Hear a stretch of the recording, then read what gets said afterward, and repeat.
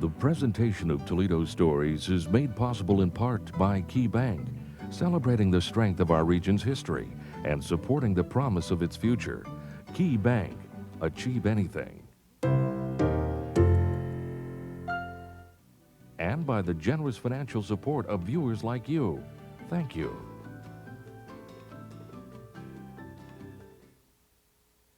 On this episode of Toledo Stories, we present Whatever Happened to Paint by Numbers, originally broadcast in 2001 on WGTE. In 1952, an annual art competition was held in San Francisco. When the prizes were announced, the winner of the third place honor revealed that his entry, Abstract Number 1, was painted from a paint by numbers kit. The judges were embarrassed, but they stuck by their decision. Though the art world laughed at the judges' mistake and sneered at what they viewed as the artistic equivalent of the Detroit assembly line, most people would have applauded the judges' choice. By the way, those critics who likened paint by numbers to a modern factory were not so far from the mark. Dan Robbins, the artist who designed the kit for Abstract Number 1, worked for Chevrolet before being hired to design sets. At the end of the program, I'll show how you can learn more about the history of the paint by numbers craze in America. And now, Toledo Stories presents Whatever Happened to Paint by Numbers.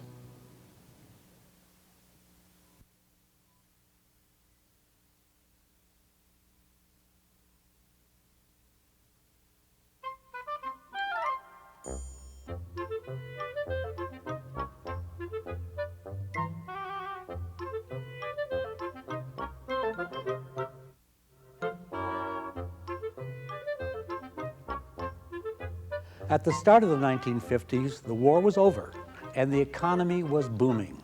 Americans were building new homes, driving new cars, and discovering something they had never known before, leisure time. That's where I come in. My name is Dan Robbins. While I was working as an artist for the Palmer Paint Company, I reinvented paint by numbers. What started with a 500-year-old idea from Leonardo da Vinci evolved into America's first leisure time activity. Filling in numbered spaces with the corresponding colors was fun, relaxing, and also gave millions of people their first access to the artistic process. Regardless of age or talent, paint by numbers made every man a Rembrandt. Picture of a boy with a picture on his mind, a picture he's going to paint himself. The young man isn't just daydreaming, he will turn out a painting, and in oils at that. The answer may be found in his Craftmaster set, one of several that have extended the do-it-yourself movement to the field of fine arts. It's quite simple. He merely fills in the colors as indicated by numbers found here and there on the canvas. Numbers put on by experts at the Palmer Paint Company of Detroit. Palmer Paint manufactured tempera and poster paints for schools and hobby stores. Max Klein was the firm's charismatic president. He hired me to develop a concept for a reusable coloring book, using paints instead of crayons, part of a new line of products that would appeal to both children and adults. But while working on that, I had a flash of inspiration. Dan was playing with a washable paint set one day and thought, gee, I remember hearing a story about Leonardo assigning portions of canvases to students and assistants to complete. He went and told Klein about it, and Klein said, well, Dan, you're the artist. Says, make me a mock-up. Show me what you're talking about. I came up with this, Abstract Number 1, a simple painting using 22 colors. Max took one look at the work and said, I hate it. Abstracts are for people who call themselves artists but can't paint worth a damn. Then, with a smile on his face, he said, I hate the painting, but I like the idea. Turns out that someone in the 20s had thought this up. In fact, it was a Tom Sawyer set, and they're alphabetically rather than numerically keyed. So they went ahead with it anyway, and no one ever came after them. But they were not the first ones to market it, and that's what Klein's contribution was. He was a supreme marketer. He's the one that made it a phenomenon. Dan had the idea. Klein took it and ran it all the way to the bank. Before he owned the Palmer Paint Company, Max Klein worked for General Motors. That experience helped him to design our assembly line. He started out the production of oil paints and used rolled sheets of window shade material as canvas. But our biggest problem was finding and filling a container for our paints. Even the smallest glass jars were too large and expensive. We were stumped until one day Max came in with a bottle of vitamins in gelatin capsules. Dumping out the contents, he said, "This is our paint container, a triple-aught gelatin capsule." It held enough paint and was soluble in water, but not in oil. We ordered so many that we were investigated by the government to make sure we weren't selling drugs. While Max worked out the production process, I was busy creating new subjects by day and designing packaging by night for a line of products we called Craftmaster Paint by Numbers. This is just like an art object by itself. Beautifully designed box, and then you take the lid off and you got your palette. The little pill capsules, these were all like medical pills. People had to pull the lids off, hand fill them. Instructions on how to do it, graphic information.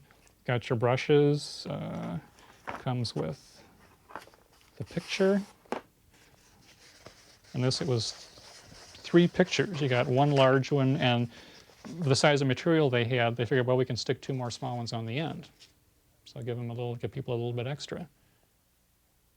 As we were about to debut our new line of paintings, I suggested we add some colorful descriptions to the Craftmaster catalog, something to entice even the most reluctant buyer to free the romantic artist trapped inside their soul.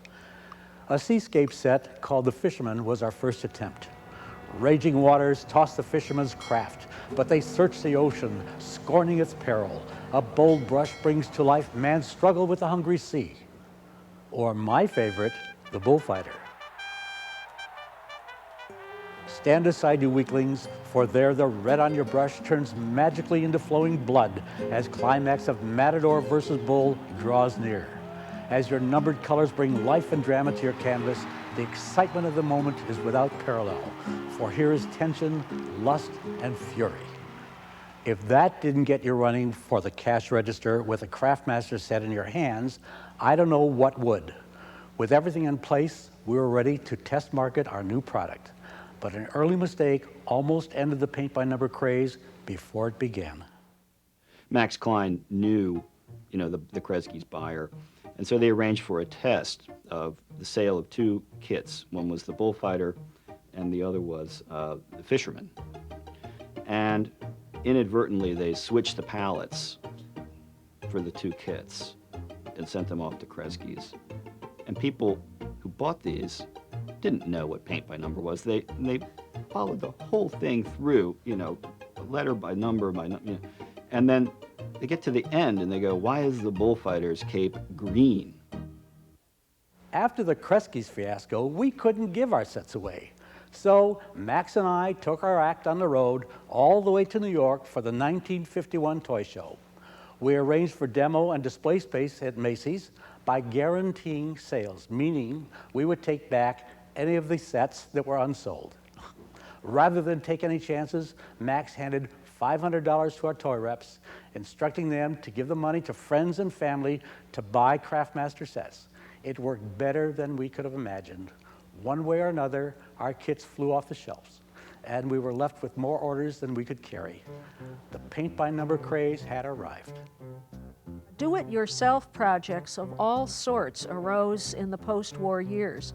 And paint by numbers falls squarely into these categories. It gave you a feeling of individual accomplishment. It allowed you to do something that produced results with your hands. It was a way of spending your leisure time productively, and it was a very modern thing to do. People who have new homes for the first time, they have walls to decorate. They have free time. They have leisure. It's the reduction in physical exertion required of us these days, whether we work in home or factory, that has left us with a greatly increased capacity for hobbies of all kinds. You can't imagine anything bigger American department stores ripped up whole departments where they used to sell buttons and zippers and notions, and suddenly moved in giant crates of paint-by-number sets to meet the demand. Each dealer and manager is assigned a number corresponding to a paint canister and a specific spot on this giant canvas. In volleys, they carefully execute the painting. No one knows exactly what it will be. The guesses are many, some very accurate, some very close, others far from the actual identity.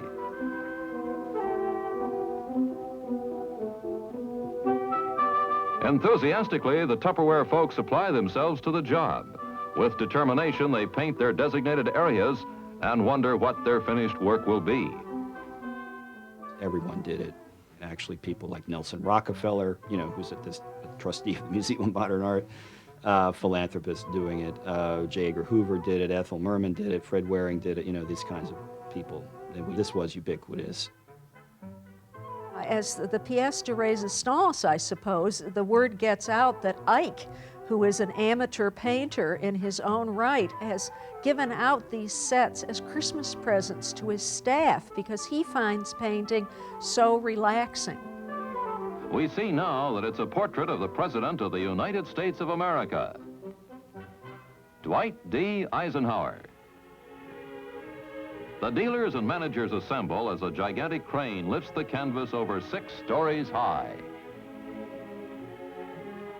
This inspiring sight fills each of us with a sense of achievement. At the Western Jubilee, an unprecedented moment in history. The largest portraits in the world of the President of the United States of America and the First Lady.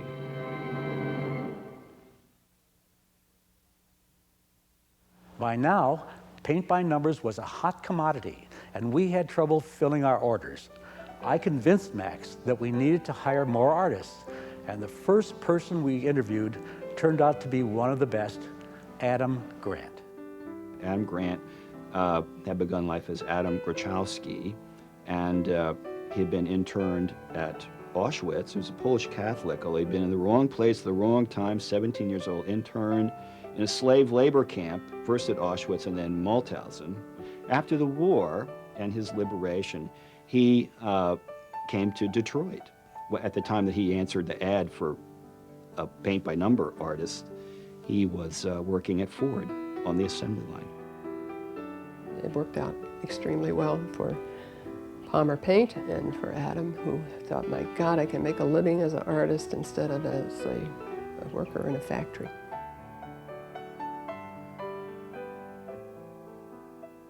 He just was innately good at it, and when it was at its peak, he couldn't paint him fast enough, and they couldn't work him fast enough. His main love is a human figure, and that goes through all of his fine art. But for paint by numbers, he was just a tremendously good draftsman. He could draw anything. And so with that ability, if they called for a lighthouse, then, you know, he would go and get reference on a lighthouse, and he could do you 5 or 6 very quickly.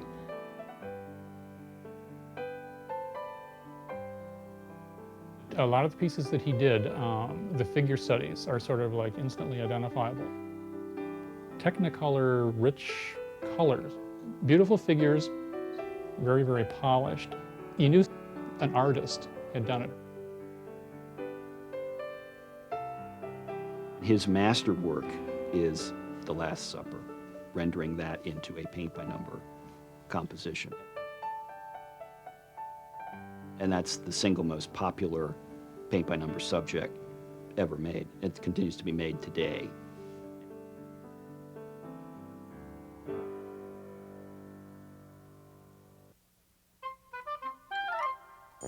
As our sales increased, so did consumer demand for new paint-by-number subjects. Adam Grant was joined by a growing team of artists working for Craftmaster as we tried to offer something for everyone. Depending on the trade show, they would figure out for next year what should be done. It was family-oriented, so it had to be landscapes, and pets, and things that would appeal to everyone. We did a group of nudes, too.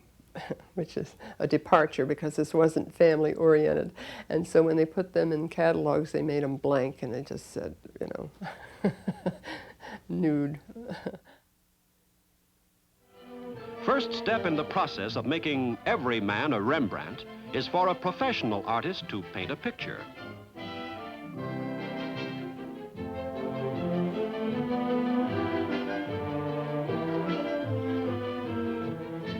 Now the outlines of every feature of the painting, as well as the lines of demarcation between the different colors, are traced on a transparency laid over the original.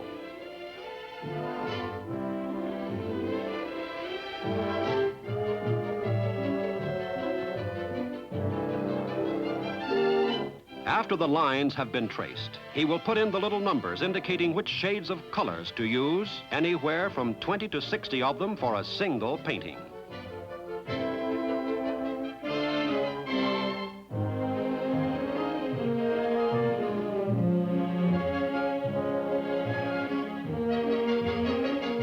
Now the transparency, together with the painting it was made from, goes through intensive study to make sure the subject won't become a hopeless mess in the hands of a non-professional.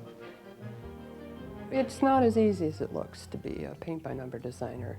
Depending on the set, if it's a cheap set and you only got 12 colors, try to do a landscape, try to do sky, ground, barns or bridges or whatever with 12 colors. You've got to make it real, those colors count. If you were able to do a large set with up to 40 to 60 colors, oh, that was wonderful. Because then you could grade down a sky and make it look very believable. They were priced around, you know, $2.50 when they began in the 50s. And then there was a hierarchy of paint kits that was done in terms of complexity, which was a function of the number of paints in the palette.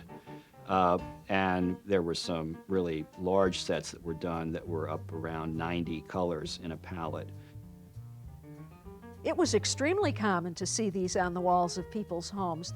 Many of them came in pairs so that you could use them the way you used paired lamps at either end of the couch. There were pairs of ballerinas, there were pairs of clowns, pairs of dogs. One looked to the left and one looked to the right so that you could make a complete wall composition out of them. This stuff is still hanging up. And today when you find these things, you always find them in the most wonderfully expressive frames, which to me suggests a certain place that these things enjoyed in the lives of their owners. Speaking of frames, we sold those too. And our catalog featured guidelines for displaying your finished artwork in your home. This really meant quite a bit to people, and I think the cultural critics at the time really missed it. The critics responded as you would imagine. They poo-pooed the whole thing. Art is something sacred, it's something elevated. Housewives don't do it on the kitchen table at home. You didn't need an easel and any fancy equipment to do paint by numbers. It all came in the box, so it's got to be bad. But what they didn't recognize was the masses really enjoyed it. Number one, it was relaxing. Number two, it gave people the opportunity to actually paint something of their own that they could claim. Even though they didn't originate the art, they still did the painting and they spent the time on it. And people were generally very proud of their works of art, to the point that there were actually more paint-by-number sets on people's walls than original art in the 1950s. The two things that you really need to know about paint-by-number, the first is it's not art. And second of all, it's fun, you know, and people, I think, responded to it, you know, at that level. But the other thing that I think that it did as a hobby was it certainly democratized the availability of art supplies and access to, as we might say today, the apparatus of art. You know, and a lot of these people went on to become artists. They're artists today, and this was their first experience with something. It came from a kit that they could do. I don't know if the finished product is necessarily art, but the process of doing it is. And I look at these, every one of these paintings, somebody sat down and spent a lot of time doing it. And there may be thousands of the same image that different people did, but there are little variations on things. Because people think, stay in the lines, it's paint by numbers, it's safe. But sometimes people say, well, I don't like that there, so they go ahead and change it. They were more venturesome, the people that didn't stay within the lines. This is totally what we hoped for, that, they would try to be more creative and artistic. And I love it when people sign it themselves. And very often people would say, look what I did, and tell us that, and we say, yeah, you did a good job. America loved paint by numbers, and soon dozens of different companies were churning out their own paint by number products. Craft Tint, Art Award, Picture Craft, and Hasbro were some of the biggest. Craftmaster expanded our pool of artists to keep up with the demand and to stay one step ahead of the competition. We must have hired every painter in Detroit, and then we started recruiting from the rest of the country. I just graduated from art school, and it was 1953, and I was looking for a job. And I was in the New York vicinity, and I saw an ad in the New York Times, and I answered the ad. And it turned out to be a paint by number job. And it turned out not to be in New York City, but in Detroit, Michigan. Dan was in town for a trade show and decided that he would look for some Eastern artists. And he painted a glorious picture of Detroit and how it was like a second Greenwich Village. So I couldn't wait to get there. And so I went off to Detroit not knowing a soul, with one caveat that I would be on trial for a couple of months. If they didn't like my work, I would be sent back east. So I was terrified for the first 2 months that I wouldn't cut the mustard. Peggy worked out fine. She joined a growing stable of artists working for us, and she loved Detroit. Or should I say, she fell in love with someone in Detroit, Craftmaster Art Director Adam Grant. They were married in 1954. But the honeymoon was almost over for paint by numbers. The market was flooded with competition, inventories were backed up, and sales began falling. To turn the tide, we embarked on a new idea: personal portraits. They began to market in 1954 a personal portrait set. And they had a staff of 30-some artists who would render by hand a paint-by-number kit from a photograph that you sent in. So they had a lot of money going out the door, paying a staff of artists to render what would be the most personally, meaningful and also scrutinized kit. But once you painted it, that's it. You can't sell the same kit, the way you could a landscape, a seascape. And that's what helped put the company into receivership. When that happened, the company became for sale. And then a group from Toledo, Ohio bought it, and that was the Donofrio brothers, and they named it Craftmaster. They had been suppliers for paint by numbers before, but they saw the possibility of making profit with it, and so they brought it to Toledo. And Adam and I were the only ones that came from that whole group of artists. Craftmaster was completely restructured, but the company survived. Most of the smaller craft companies disappeared as the battle for market share became a war of attrition. I rejoined Craftmaster in Toledo a year later, presuming there was still a market for paint by numbers. We tried everything to recapture the magic, but the fad was over. The form and the format of it was pretty much unchanged from its beginning in 1950, 51, right up through the 60s. I mean, by the time you get maybe to the 70s, the artists are pretty much let go by these paint companies, and they go to a sort of a contract work kind of a thing. And I think that's where the quality just kind of like drops off, as does the broad selection of subject matter that you see. Craftmaster was purchased by General Mills in the 70s and eventually became Craft House International, one of the few companies that still market paint-by-number sets today. Over the years, many of those hand-painted ballerinas and horses began turning up at flea markets and garage sales, forgotten icons of the 1950s America. But they're making a comeback thanks to a growing number of paint-by-number collectors. I go to thrift stores a lot, and I came across one day, and there was just something about the image that captivated me. And so I started picking them up, and eventually a collection started. I've got about 250, most of which are in storage, and I display about 30 of them here in my apartment. The typical reaction is, oh wow, or I remember those. I remember doing those. I remember seeing those when I was a kid. I thought, well, maybe I'll fill up one wall in my room. And then I filled up the one wall, then I started on the second wall. And then it sort of took on a life of its own, because it can get to be a bit of an obsession.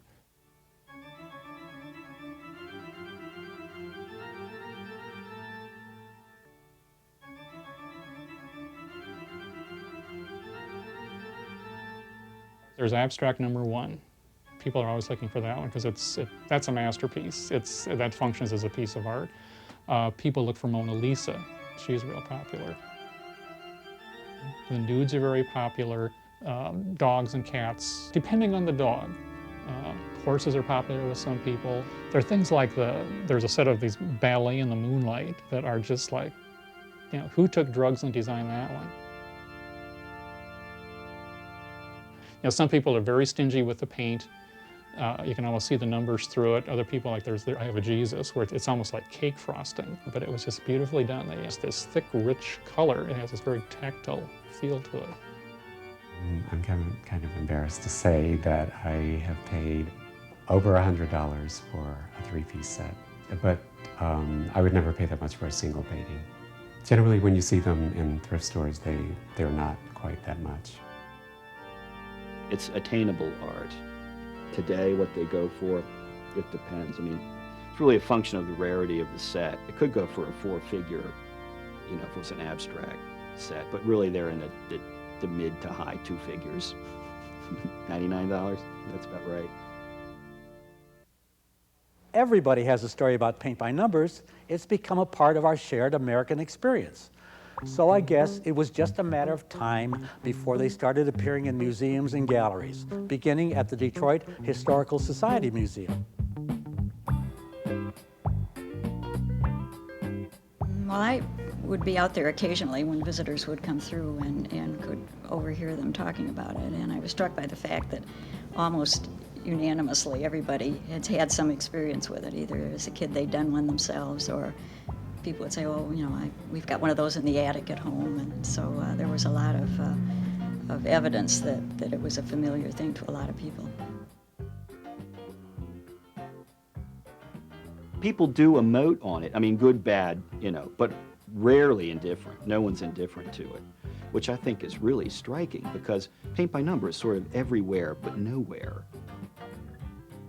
Paint by numbers have even graced the hallowed halls of the Smithsonian Institution for a special retrospective entitled Paint by Numbers, Accounting for Taste in the 50s.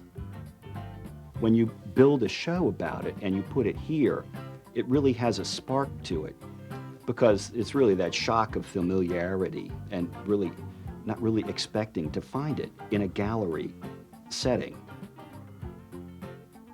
I had no idea that there were collectors out there that were collecting hundreds and hundreds of sets. There are websites that are exclusively devoted to paint by numbers. And when I was at the Smithsonian, I had the pleasure of meeting several collectors who had their apartments filled with paint by number sets. I'm thrilled. I think it's just wonderful, and my father would be absolutely flabbergasted to think that something that we had created actually made the walls of the Smithsonian would be something he'd be very proud of.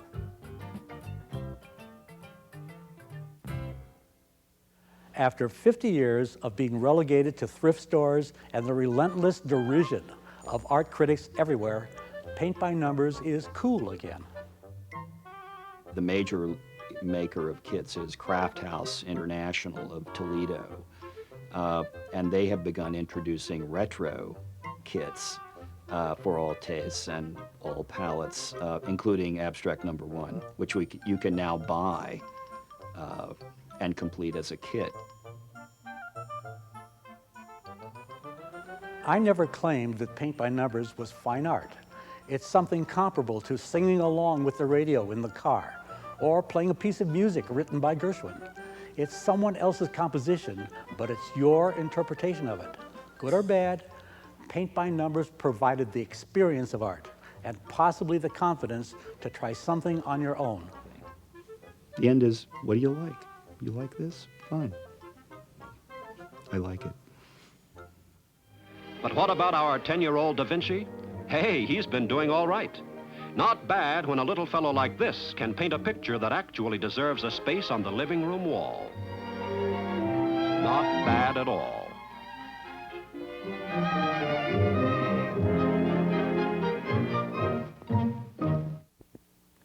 If you'd like to learn more about the paint by numbers phenomenon and its roots in the Toledo area, a good place to start is by checking out some websites that relate to the topic.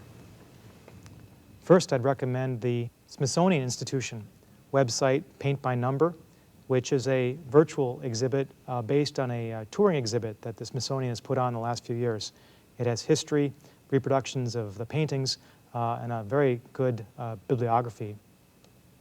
To learn more about the early history of paint by numbers, this website contains a very thorough history, along with more links and tips on how to collect them.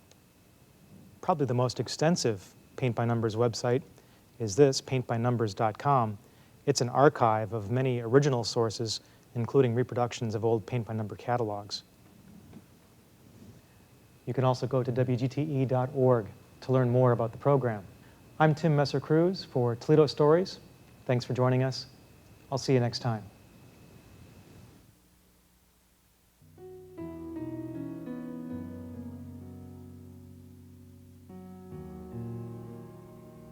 A video of the program you've just seen is available for $19.95. You can visit us online at WGTE.org or call us at 419-380-4613. To learn more about the history of Northwest Ohio, visit Toledo Stories online at WGTE.org. Explore a wealth of resources, including books on each program subject, internet sites, and interesting places to visit in our area.